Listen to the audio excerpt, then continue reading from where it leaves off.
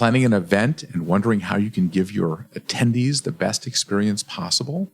Take advantage of customized meetings with Hilton that make it easier than ever to incorporate health, wellness, and great breaks. Hilton will help you build an extraordinary meeting that attendees will remember. To book your next meeting or event, go to meetings.hilton.com. Are you a follower? Okay, so we're gonna do the ad. Welcome to Gather Geeks, a podcast by BizBash, the place where people passionate about meetings and events come together. Here are your hosts, BizBash CEO David Adler and Editor-in-Chief Beth Kormanik. Hey, Beth, here we are, another edition of Gather Geeks podcast. Our guest today is David Stark, the creative director of New York-based David Stark Design and Production. Actually, I'll be more specific and say Brooklyn-based David Stark Design and Production, as I'm another Brooklyn resident. His clients include the Robin Hood Foundation, Target, the Brooklyn Museum, and many others for whom he dreams up events using everything from everyday objects like Post-it notes or blue jeans to custom items fabricated in his offices. He's part of our just released list of the 50 top event designers, and we've long covered his work in BizBash. David, what about David Stark's perspective makes him stand out in this industry? I think I keep saying it's all about ingenuity. And David Stark is Mr. Ingenuity. I mean, I love the fact that he's going to talk about things that constrain him that make him better. That's right. We're going to cover a lot of ground talking about the difference between decorating and designing, how he translates a concept into design that goes beyond an Instagram moment, and much more. And if you think he works exclusively with big budget clients, you would be wrong. He's going to also share how he approaches events with smaller budgets. Let's listen. David Stark, welcome to Gather Geeks. Thank you. Thank you. Thank you for having me. So let's start. Tell us how a David Stark event today is different from one, say, 15 years ago. Well, I think we're better at what we do. I mean, I think we're more evolved in our thinking, and it has a lot to do with really focusing on the goals of our clients and how to create something that is not just meeting the goals, but surpassing them, and how to make an experience that is working on lots of different levels. There's no corporation or non-for-profit organization that's having a party simply because it's fun, right? So, if we take that aspect out, of course, we want the people to have fun. We want them to have a good time, but that's ultimately not the real goal at the end of the day. And, so when we take that out of the equation, we think about, well, what are the goals, right? I don't know that we were necessarily asking that so overtly 15 years ago. Mm-hmm. I think we were really focused on what does it look like, or, on a surface level. And now we're really focused on what happens, what's the meaning, and how do we embed the meaning into what it looks like. And were the corporations as knowledgeable themselves about what the goals were 15 years ago? Were they thinking like that? Because I feel we've seen a lot more savviness and strategicness on their part about what events are for. I think that's a great question. I think if you're leading, I think you're absolutely right. I don't think they were as savvy. I mean, I think, the idea of experiential marketing, that's like a newish idea. That's not a term. That's not a department name that was in existence 15 years ago. And how corporations are lassoing today the energy of what events can do for them from a marketing, from a brand halo standpoint, from a fundraising standpoint, from a content generation standpoint. That's a new idea. It runs neck and neck with social media because, now we're thinking not so much about how to make an Instagrammable moment, and I hate to utter those words, but how to create content. How does an event create content? Not just pictures, but platforms in which people can discuss things, or people can look at things, or information can be shared, or goals can be shared. Or, we spend a lot of time thinking about how can the people in the room have the experience that they're having, but how can people that are not in the room also share in the experience? I mean, these are very new ideas that were not part of 15 years ago. And how does that, is happening in that? How do the people not in the room get that information? Is it purely social media, or is it still word of mouth, which was forever? Well, I think it's a combination of social media, word of mouth, traditional PR, and well, I think that's what it is. Yeah, those are still the three big elements. Traditional PR is always important, but I think that's working hand in hand with social media.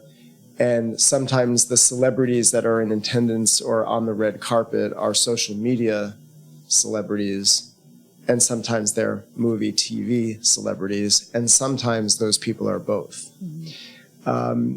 And that's a new idea too. I mean, that, having a social media star be your red carpet walker, because ultimately they have hundreds of thousands or millions of followers, is getting the same kind of information out there, just in a different avenue, right? I realized when I go to the White House Correspondents' event and I was escorting some of the biggest movie stars there, they have much bigger reach than any of the media companies. So the PR is a misnomer in a sense, right, that it's just part of the action. I mean, I think in certain, obviously there's certain things about social media that are, that have been game changers, and some of the aspects of that are probably less positive. And then there are things about it that are really positive. And having these new interactive platforms in which people can be exposed to a lot of different kinds of things, and these quick hits, that's that's another exciting way to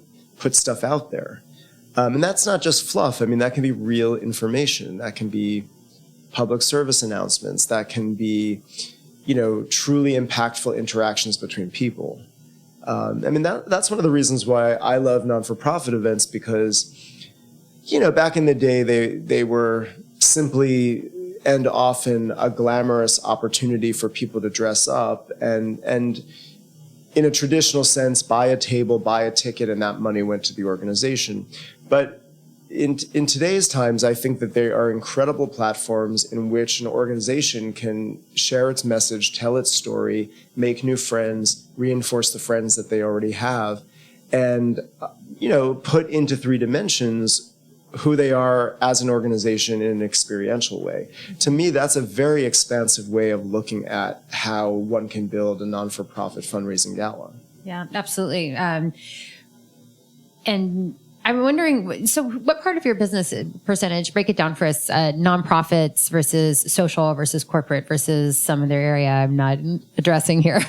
We live in this funny spot where we actually create relationships with people. And so sometimes we meet them because they're on the board of a non-for-profit organization. And sometimes we then have such a great time working with them then that they have us do something special for their family, and then sometimes we work with them at their business. So we tend to ride these waves for many, many, many years of these relationships that were crafted in one area or the other. So I don't necessarily think about it as a breakdown as such, but when I'm forced to, we're going to force you. Sorry. We lump our non-for-profit work and our corporate work into a similar category because they're both businesses. That's 70% of the work that we do. The other is social stuff. And we really enjoy going back and forth between all of it. I mean, whether it's a wedding, which we love to do, or whether it's, the Robin Hood benefit, or whether it's, a project that we do for Target, for example, it's really about the storytelling. Everybody's story is different. The bride and the groom, or the bride or the groom and the groom, I mean, they have a particular story. And my job, our organization's job, is to tell that personal story in a way that is only reflective of that couple. I never want anybody to walk into our events and say, oh my God, look how much money they spent. I want them to walk in and say, wow, that's cool. Or, wow, what an expression of, Bob and Mary. And I almost want to disappear into that. I don't ever want to say, oh my God, look, David Stark Design did such a great job. I think, I hope that that's like under the covers of it all. But I mostly want them to say this is an expression of who this group is, who these people are, who this company is, and learn a lot about that experience and have that be a personal experience that affects them. Is there a perspective that you have when you do your storytelling that has some common denominator? I mean, there's the way you approach it. We're trying to get into your brain. Yeah. Like, how do you look at these things and create the story? Well, I mean, I think that I and my team are very focused on, we don't have a, this is the way at David Stark and Design we do something. You know, we're pretty flexible about what an idea is all about. And the idea is really about, you know, there's a big difference in our heads between decorating and designing. And decorating, you know, is not a bad thing, it's just a different thing. And we decorate, but what we're trying to do is find a soul that's hung on so that there's meaning infused into it. That doesn't mean that there aren't choices to make, like what kind of fabric is the pillow made out of, or what color votive do we use? I mean, that's a part of it, but that's not the end game. And so part of it is realizing the difference between what is, you know, where is our end game? Our end game is, you know, infusing content into the experience, infusing personality. It's very much like, you know, making a set for a Broadway show. You know, whatever show is playing on 46th Street has the set that it has. But whatever show is playing on 48th Street has a really different set. And that's because those shows are really, really different. They have different stories, they have different casts, the theater is different, the budgets are different, the logistics are different. The set is designed to tell the story of the production. It is not designed to applaud the talents of the set designer. So what's a brainstorming session like for your team? We sit around and we think about what are the goals. And we actually look again and again and again at the goals. And we ask ourselves, if these are the goals in front of us, how do we tell, you know, what's our way in? Is it a material? Is it, you know, I'll give you an example. I mean, the most recent Robin Hood benefit, you know, for many years, we've been focused on finding an alignment between imagery that is New York City based and Robin Hood being a New York City based poverty fighting organization. And, you know, we focused on a lot of different things over the years. We've focused on bridges, we've focused on parks, we've focused on the theater district or Times Square, we've focused on the subways, you know, like all of the things you could possibly focus on that could potentially be a metaphor for what New York City is. And a lot of those things I'm really proud about. You know, like if I think about the parks, you know, the parks are all of our backyards. It doesn't matter whether you are the richest person in New York or the poorest person in New York. They are public and free and open to us all. I think that's a great metaphor, right? Bridges. Bridges are a way to get from one place to a next place. You know, we think about the Brooklyn Bridge or the Williamsburg Bridge or the Manhattan Bridge as a way to get from Manhattan to a borough. But as a metaphor for Robin Hood, they are a way to take you from poverty to prosperity. So for years, we've looked for those kinds of metaphors. And in this year, we said to ourselves, you know what? There's got to be a different way of looking at this. How can we break the code of being so stuck in having, you know, the yellow taxi be the conveyor of an idea, and how can we have a different way to look at that? And so we spent a lot of time brainstorming about what that could mean, and we ended up on math. And that seems like a weird, funny thing to base an experience around, but you know what we liked about math is that, you know, Robin Hood is really very much about their metrics, and also math is like, you know, a math problem, you can solve it. Right? And so this idea that a group of people could come together and solve a math problem, could a group of people come together and solve the problem of poverty? And so we're looking for those kinds of relationships to be able to hang a visual hat on. And so it starts conceptually. it ultimately becomes something that's visual. And there are times where we say, you know what, that's a really cool conceptual idea, but there's nothing visual about that. And we were almost there with the math. At a certain point, we're like, how are we going to make that into something? Well, you pulled it off. I was fortunate to attend and cover that benefit, and seeing the way that you fabricated shapes and symbols and common items like rulers and right angles. You were able to do it. I wonder, once you came and settled on math and came up with, the theme was Robin Hood to the power of you, great Correct. equation. And so I'm wondering, was that it when you knew you had it? Did you come up with 3 ideas and present them, discuss them with Robin Hood? How does that work? Well, it's a giant team that's involved in creating that experience. And so there are many team members that are involved. Robin Hood, as well as our partners like Nimblist, who are very involved in that as well, and Sarah Ogliebe, the choreographer, and Scott Peterman, who does a lot of the video, and many, many other people, like too numerous to mention right this minute. But we sit around and we talk about what was a success last year and where do we want to take this. And, one of the things that has I'm not going to say eluded us for years, but it's one of the things that we've been conscious of. And I've, beaten my tom-tom about that a lot, is when you establish a theme, it needs to be threaded through everything that you do. And for lots of different reasons, we've been 3/4 of the way there. We've been 63% there. We've been 82% there, but we've never been 100% there. And we made some changes this year as a team that allowed us to be able to create films from the onset that were threaded together with the overarching narrative of the whole experience. And that everything that happened on stage during the presentation throughout dinner was married to what was the overarching theme. And oddly enough, strangely enough, and I don't really know why, it's the first time that actually really happened. So all of those things were really connected in a way that the decor functioned as it should, which is to set the stage for the content that's going to transpire within that environment. And it successfully happened. So it all really arose from giving us the goal of having a theme that was open-ended enough that we could apply it to everything else that had to happen in the evening.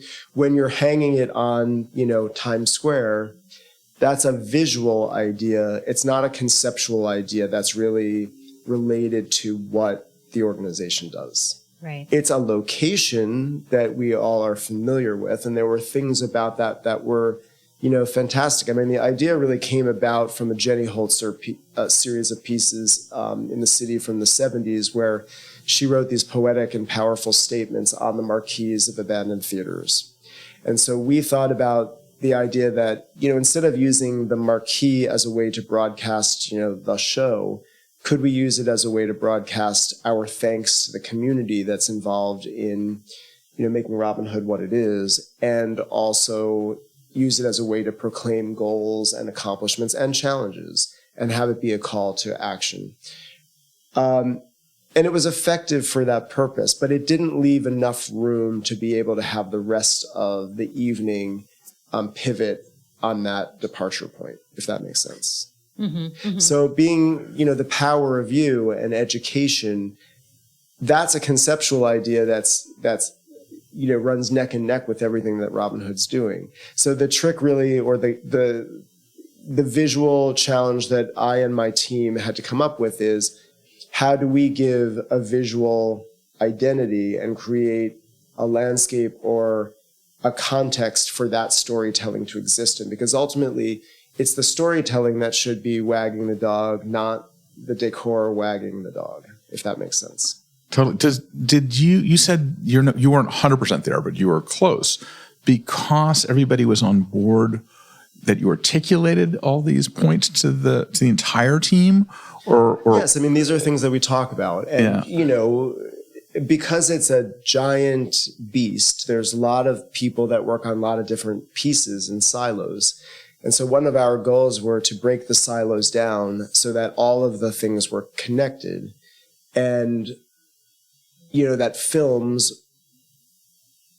were made in reaction to the storytelling that we needed to convey, not as the films always worked beautifully. They never weren't wonderful films. They just sometimes didn't relate to everything else that was going on. They often related to very critical, or always related to extremely critical, emotional challenges that Robin Hood was facing and answering and hoping to solve.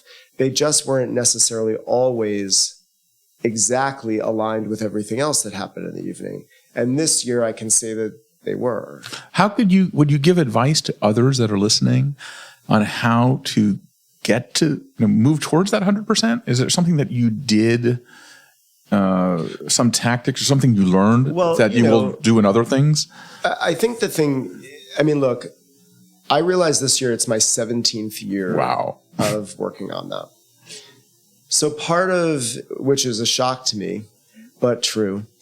And part of I think that one of the things that we're good at is we're good at looking in the mirror and saying, okay, we did this well, but here's where we have work to do. And,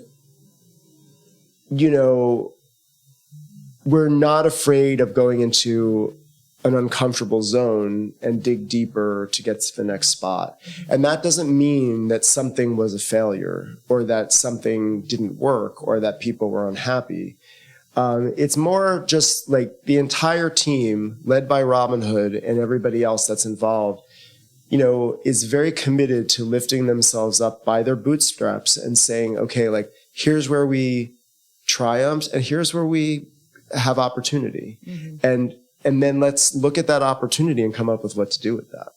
But it looks like the lesson was also inclusiveness with it in a team where most teams operate, where they want to make sure that they're standing out. If you're like letting go and it's a truly being secure. It's a truly lovely experience because there are no egos on that team, and everybody is aligned with the same goal, which is to make the best darn thing that they possibly can for the sake of doing the most good that can be done.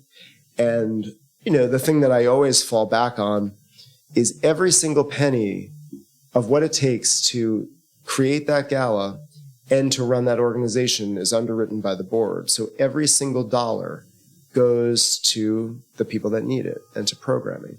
That's a very unique experience. I'm not exactly sure why it's not mirrored anyplace else, but it's a very empowering thing to be able to know that, what you're doing can have so much weight and can have so much impact. And, these are very difficult stories to tell. Poverty is not glamorous, right? It's, we don't want to create the poverty circus or the poverty carnival or the poverty, show, jazz hands included. Right. I mean, that's not the goal. But the goal is to, the thousands of people that come together should be applauded because they're doing a lot of good. And we're very, very thankful of their involvement.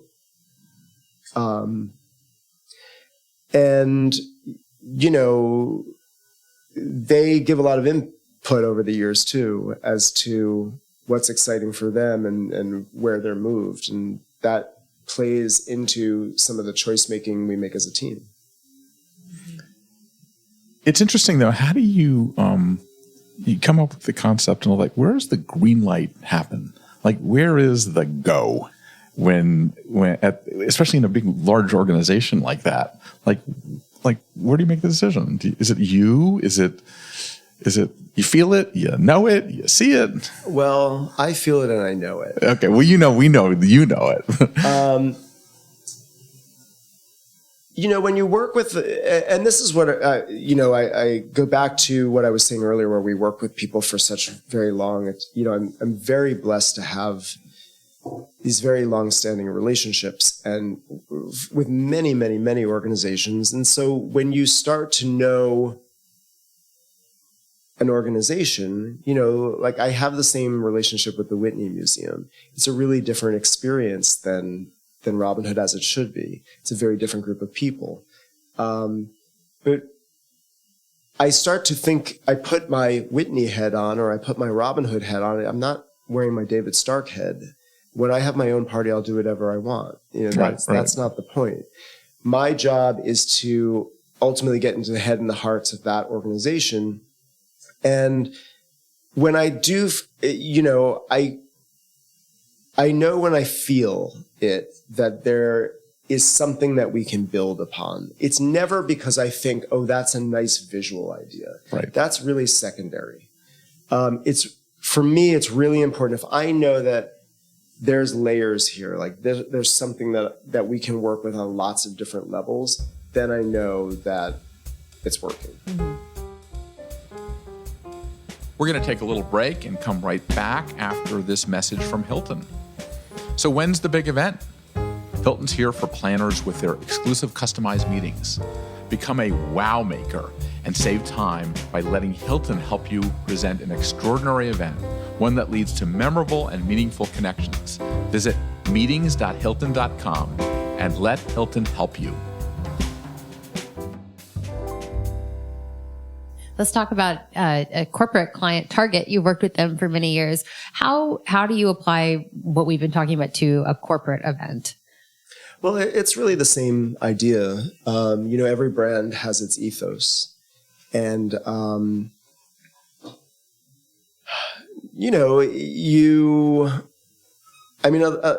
of the, I do many, many different kinds of things with Target. And one of the things that I've done with them for many years is worked on many of their designer partnerships, their launches, their pop-up retail experiences, their public activations of all of that stuff.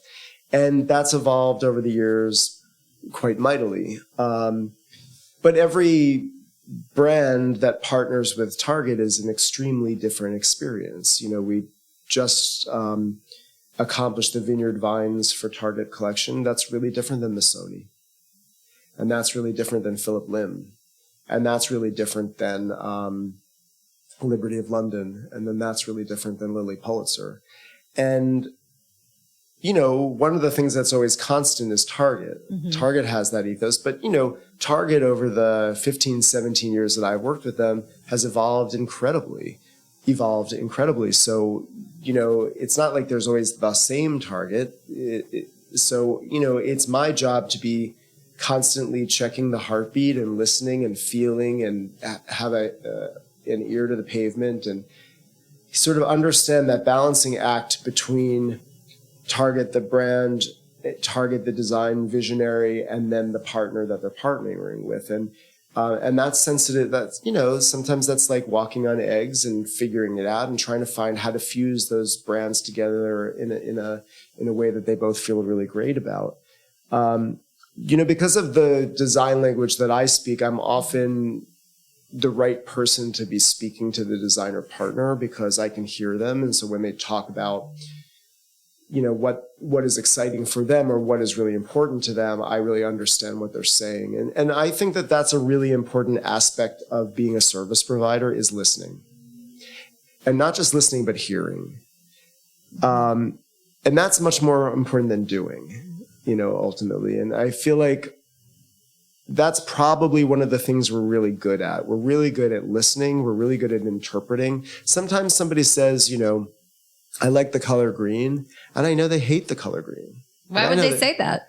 Because sometimes people don't, they don't have a vocabulary for how to talk about some of these things. I mean, you're talking about an experience. You're not talking about a cup, right? So how do you, when you don't have the vocabulary to talk about an experience, you ultimately know kind of like the feeling of what you want, but you don't know how to get there. But sometimes people use tactical or very physical examples. And ultimately, my job is to get to know what they really are looking for. And that's where the goals come in. And then, they might say green, but I know that they really mean blue. And it's my job to show them that that's ultimately going to get them to the finish line that they want. So, it's not that different. It's just the goals are different. Do you find that when you're listening and interpreting and hearing, the scope of the differences are not that much, or they are varying greatly? Like when you look, you're an expert at this. Like a doctor can tell what disease a person has in a minute. When you're hearing this, is that part of the skill that you've developed, or is it like you can how do you interpret what people are thinking when they don't like, when you know that they don't like green, but they say they like green? I think it's a skill that I've developed. I mean, you know, if you said to me 20 years ago, is this what you would imagine this business is all about? I would say no. You know, it's about flowers and it's about tablecloths, but what it really is it's a service industry that's very much about interpreting goals and likes and dislikes, and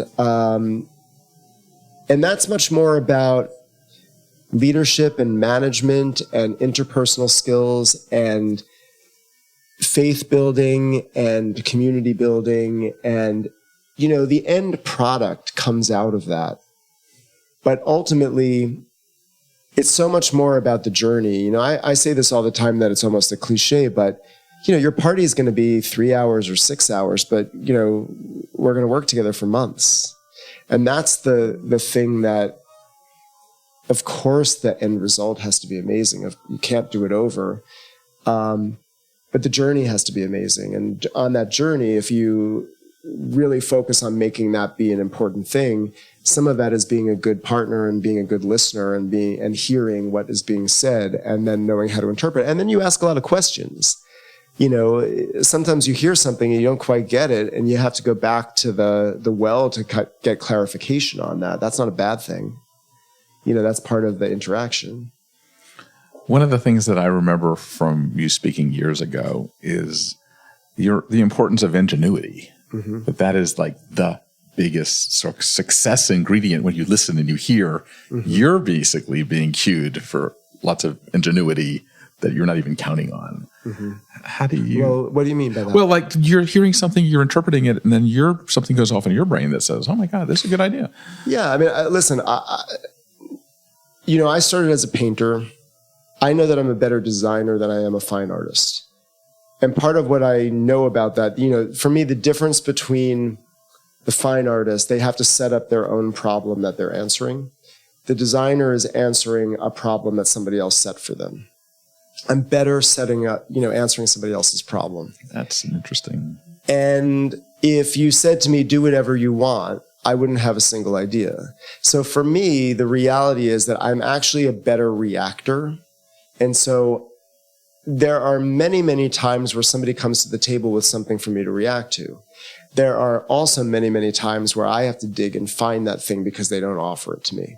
Mm-hmm. And so that is something that I learned a long time ago, that, you know, it's on me to find it, you know, and it happens in a lot of ways. Sometimes I'll meet with a wedding client and they know that they want it to be personal. They know that they want it to be uniquely them, but they have nothing to give me that will, you know, get that there. And so I have to search for it.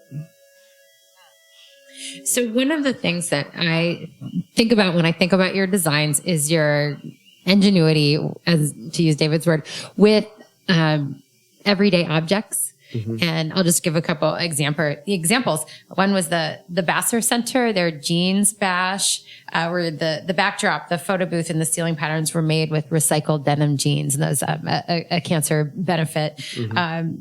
You've used Post-it notes as event decor. Mm-hmm. For Cooper Hewitt, you used chairs and dinner plates as respectively the chandelier and the mm-hmm. step in repeat. Mm-hmm.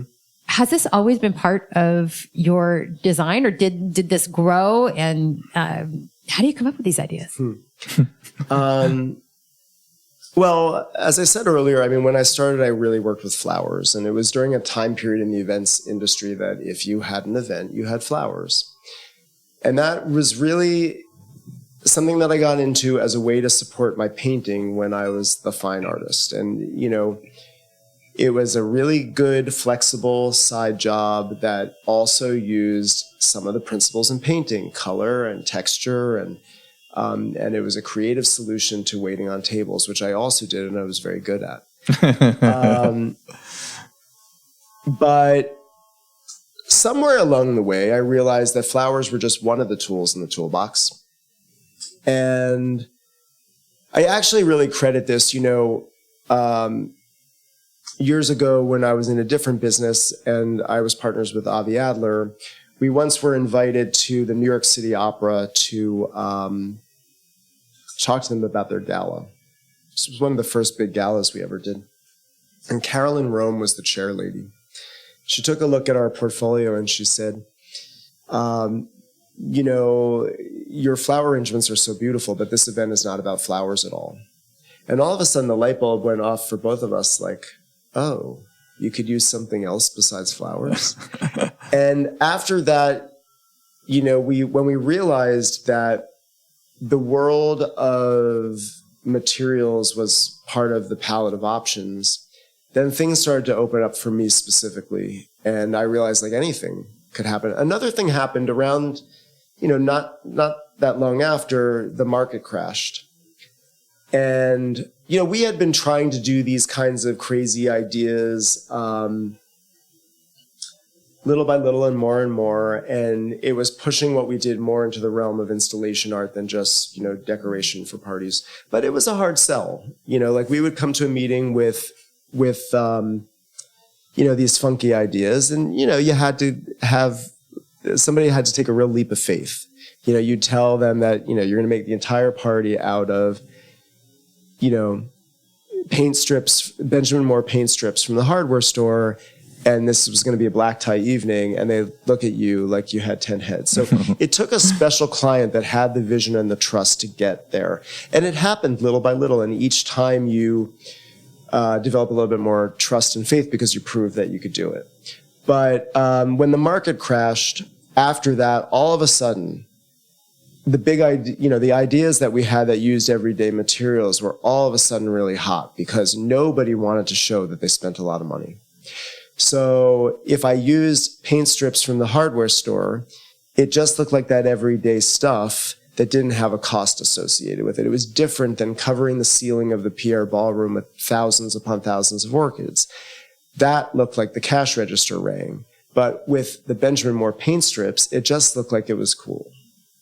And that really fueled the fire. And, you know, I wouldn't say that people called us and said, we want the new everyday object to be the decor. But what it did do was align with our, you know, our ideals about making what the event was about implicit in the materiality of the decor. And so if it was an education experience, using materials that had a relationship to education felt like a real natural. It told half the story. If it was about art programs, using art supplies was a natural. It told half the story.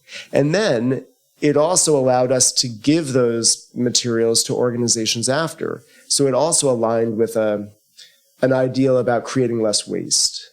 It was never the starting point of the idea. The goal was always to think about what is the experience about and what is the right material to tell that story.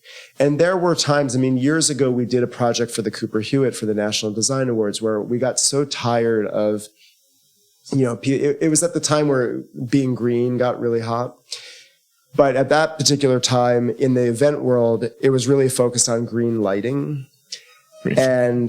And I had gotten fed up and I said, okay, you know what, we're going to do like a really green, quote unquote, event. We're going to save the paper waste from the museum and from our studio for a full year. And then we're going to make something out of it. And that's ultimately, you know, what's going to show something more than just putting a green light on something.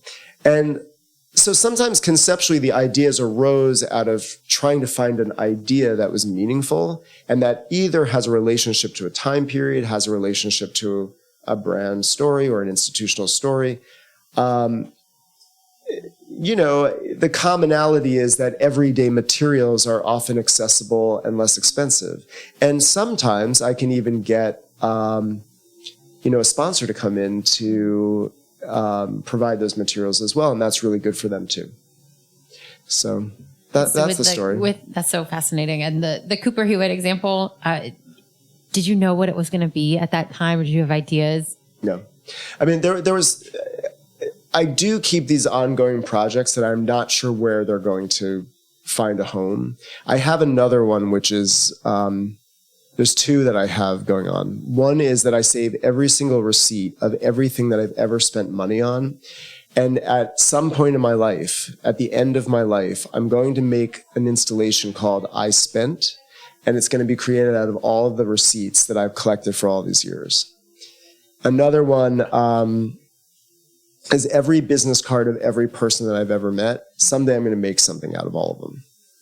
But I want, I'm like interested in the accumulation of time and how these materials over the course of time have more meaning because, you actually touch the hand of the person that gave you every single business card. I mean, what I don't do is I don't go into like a restaurant and take the full stack of business cards off the desk so that I can bolster my collection. I try to have it be really authentic. You do a lot of fabrication too. Mm-hmm. Has that always been the case? It has been. About 3.5 years ago, we moved to Industry City in Brooklyn, where we have a much bigger facility with much better capabilities. And so since moving there, we do more and more and bigger. But we've always made stuff. And is it part of control? You're the one doing it? Is it keep costs down? Like why do that? Well, because we're art makers. And so, yes, it's a business. Yes, it's a service business. But ultimately, I'm still that artist at the core. And I've, perhaps what distinguishes our work is that we do really approach it like making art. And so implicit in making art, we have a studio that makes the art. What materials you're using in your fabrication? Is it? We have a great wood shop. We have a great paint studio. It's like a movie studio type of. Yeah, what we don't have welding facilities. No. I'd like to have welding facilities. We don't have metalworking, although so there are things that we get from outside. I think Robert Isbell had a metalworking. Did he? Yeah, I think he did actually. There are welders that we, in the tri-state area that we work with to get the things that we need welded, but so we don't make every single thing in our studio, but the element that comes from elsewhere comes to our studio and then gets integrated into whatever we're making. So, it's one part fantasy and it's one part how to make the fantasy reality, and doing that with your own studio is an easier thing to do. The things that we make are so wacky that, you can't always just find them out in the world. So. When we talked, earlier we talked about dealing with clients and things like that. Are you seeing the top level people of corporations, the C-suite people, really appreciating this as a way of harnessing people and face to face? Do you see the CEOs really embracing what you do as opposed to just the people in middle management? It seems to me that it's happening more. Great question. Yes. With hesitation, yes. Because that's going to raise the entire industry when it comes from the top, when they realize how important what we do is. Yes. We spend a lot of time documenting ROIs and, the metrics of what is being created and how and who we are touching. And that's everything from, what is the event experience and who is that reaching, as well as, how are we documenting the afterlife of the materials and where do they go and, how are they recycled? So, I think that the most forward-thinking companies and the executives in those C-suites recognize the power that those events can provide for them. And I think they're missioning their teams to really make that part of the focal point of their mission on behalf of the organization. Do you think that do you ever sort of critique the hosts and the CEOs to do a better job of being the social connectors at these events? Are they good at doing that? Or do you think that they need work? I believe I'm in this tear to sort of like make CEOs better hosts.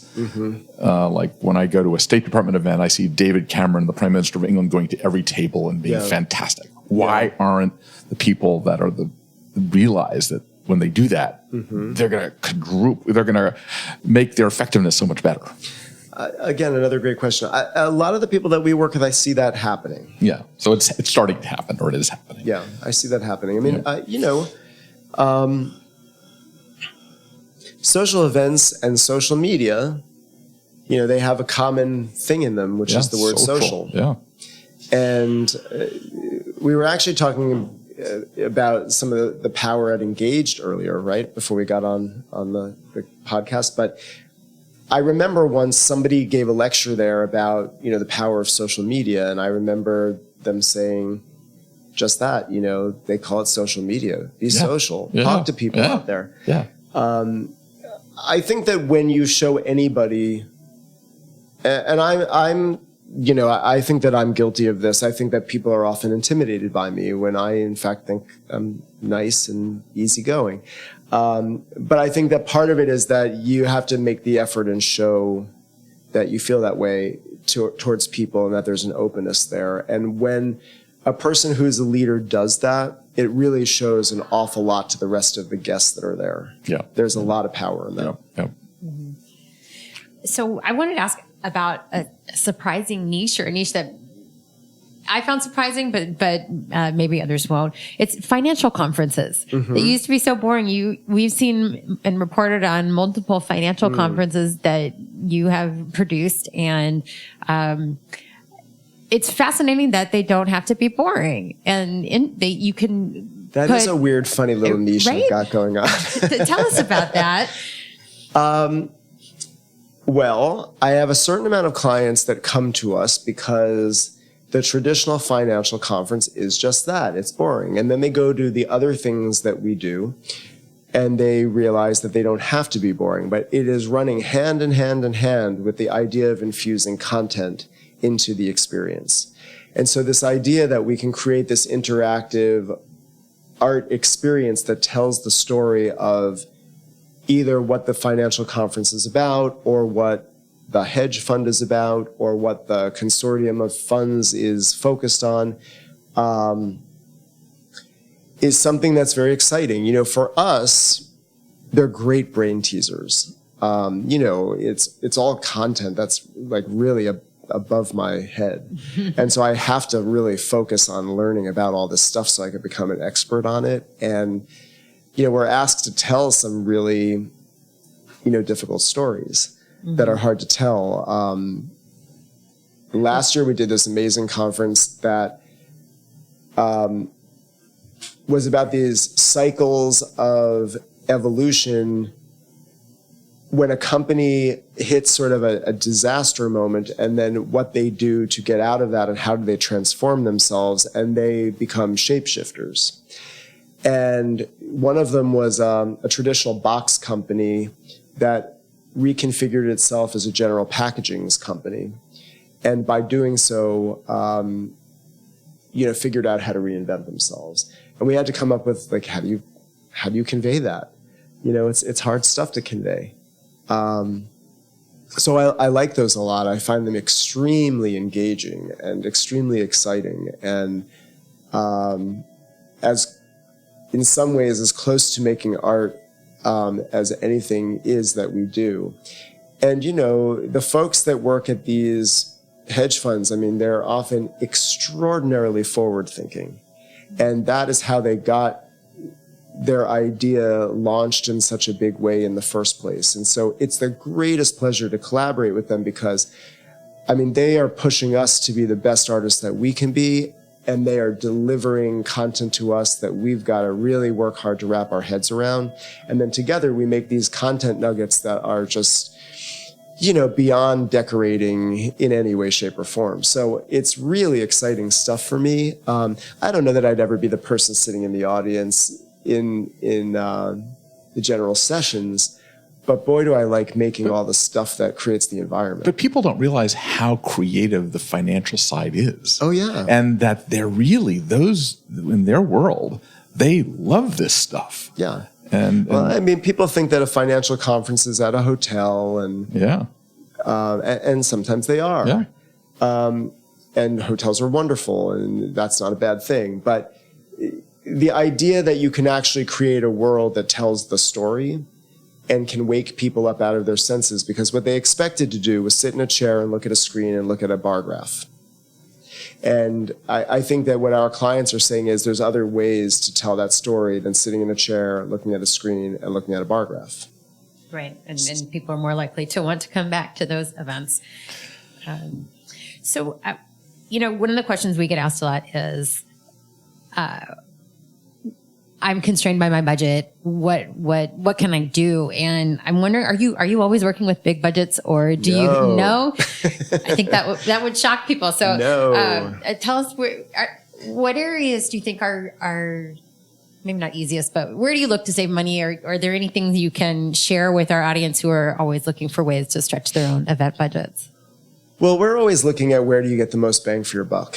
And I'd always rather do one amazing, great thing than 7 watered down, measly things. And so oftentimes we make a decision that we're going to put it into one major moment or a couple of major moments, and then we're going to be simplified around that. And, I think when you look at the cross-section of our work, some of the budgets are very large. Some of the budgets are not very large. I don't know that you'd find a big difference between the work visually and would really know the difference. And part of that is us not thinking about selling stuff for the sake of selling stuff, but selling the right stuff that tells the right story. And so there are times where we know going into something, we've got a few moves to make, and we got to make those moves really, really matter. And they have to work really hard for us. And there are ideas that get killed when we're brainstorming because we think, okay, well, that's a good idea, but it actually needs all this supporting material, which we can't do.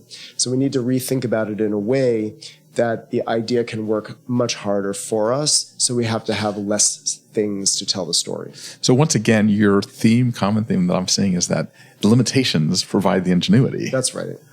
I mean, again, if you said to me, here's a blank check, do whatever you want, not a single idea. Yeah. But if you say to me, you have, $9.99 and you have to accomplish all this stuff, that's actually the brain teaser that I love. Yeah. Now, I like when people have, $14.99, not just $9.99. But, and there's always very creative ideas. I mean, some of the best projects that we've done have come out of having so many limitations where I've had to think about, okay, how do we get a sponsor into, an idea that I had for years was making something out of rolls of toilet paper and paper towels. I felt like that's like the ultimate in every day. So if the challenge was, if we could make that chic, then we could do anything. And so the right opportunity came about for the Brooklyn Museum, and I was just so tickled pink that they would take the risk on that. And, but, it wasn't that affordable. We were, together we got a sponsor that makes paper towels and toilet paper. And, when you think about it, for a company that does that work, when do they get to be in an experience like that? When is there the right opportunity for them to be showcased in that way? Like, it's a genius idea for them. So, if you don't think about it from the standpoint of that you're asking so much from somebody, as much as we're creating opportunities together for everybody to shine, and here's an opportunity for you, I think you can get a lot farther. The limitation that there aren't enough dollars is never a good limitation. And, I never want somebody to walk in and say, oh, it's a hard room, they didn't have enough money. Then I feel like you didn't do your design job right. Yeah, exactly. Great. Well, David, this has been fantastic. This is the master class for people if they listen to it and hearing inside your brain, which is probably a very interesting place to be. Messy. But the idea of the limitations and the ingenuity, I still think, has been one of the things that I've seen you shine over and over again. Thank you. Things that have come out of your brain because of limitations. Well, in many cases. And I've seen your work for 20 years already. I'm so thankful to all of our clients also who, as I said earlier, I mean, in the beginning, it was hard to sell some of those ideas. Yeah. Now people actually want those ideas. Yeah. And It's hard to come up with them all the time. But that's what keeps it exciting, keeps me in the game, because there's always another idea. Yeah, that's fantastic. But tell our listeners how they can reach you. How can people reach me? Well, one can always go to our website, which is davidstarkdesign.com. You could follow us on Instagram at David_Stark_design. You can call us on the telephone. Oh my God, what is that? I know, right? You can send a carrier pigeon. We're waiting for you. Yeah, I'm sure that will capture your attention more than anything. Send us a box of cupcakes. Oh yeah, it works. Perfect. Great. Thank you Thanks so much for designing and for joining us today. Thank you for having me. Okay, we're back in our podcasting studio. David, it's always fascinating to get inside an event designer's head. Our editorial team looks at photos regularly from all types of events from around the world. And, when we're deciding what to cover, sometimes we'll see a super cool idea and I'll ask, who designed this? And they'll say David Stark. And I think, of course, there's a cleverness and a wit to his use of materials, or to use your word from earlier, there's an ingenuity. But as we also heard, it's in the service of the event's goals. Yeah, no, he really is a person that can take any circumstance and figure something out. And that's what I kind of love about him. I've known him for years and years and years. And he is one of these unsung heroes, and actually a sung hero for the event industry, actually. I do find it interesting that there does seem to be a through line. It makes sense when you see something and you realize it's his, as opposed to, it can be something as different as a gala to a financial conference. But there is a certain sensibility that maybe is the through line, not necessarily, he always uses this flower or something like that. But what was really funny in the interview that we just did was when I said how I loved the night before when Obama was was inaugurated. And he was thinking about it not from what a great experience it was for the guests, but what a terrible place it was to actually do the event because it was so challenging. And so we were totally on different wavelengths. Yeah, it's all about the perspective, and sometimes those details can haunt you about an event. Color your experience, we all know. So Beth, what is going on at BizBash? Well, earlier I mentioned BizBash's list of the top 50 event designers in North America, and that is part of our just released spring issue. So if it hasn't come in your actual mailbox, because this is a print magazine, or your email inbox already, you can find it online at bizbash.com. And these designs are truly a feast for the eyes from some of the most creative people working in this industry. But we tackle other topics in the issue like surveillance in events, how to generate hype for events through clever marketing, and catering, tabletop venue ideas, and more. So check out. I have to tell you, I'm really proud of that issue. Our editorial team did an incredible job with you at the helm, and it was such a wonderful experience to read it. Well, thank you, David. And we are always thrilled to have it out in the world for our readers. Yeah, and there's augmented reality with it too. So you can hold on your phone and you can get additional content. So before we end, we always like to thank the people that help bring this podcast to life. Claire Hoffman, our editorial director on the podcast, and Rebecca Pappas, who's in charge of getting it out there, our head of audience development and customer service. And of course, Dave Nelson, our producer. So thank you all for making this a fantastic podcast once again. So until next time, what do we say, Beth? Gather on. Gather on. Thanks for listening to today's episode. If you like what you're hearing, be sure to subscribe to the podcast on iTunes or your favorite podcast app. We can be found on iTunes, Stitcher, SoundCloud, Player FM, Google Play, and Pocket Cast. Be sure to leave us a rating and review. It helps others discover the Gather Geeks podcast. We'd also love to hear from you. You can leave feedback on Twitter at GatherGeeks or leave us an email, gathergeeks@bizbash.com. We hope you'll join us again for the next episode of Gather Geeks. Until then, gather on.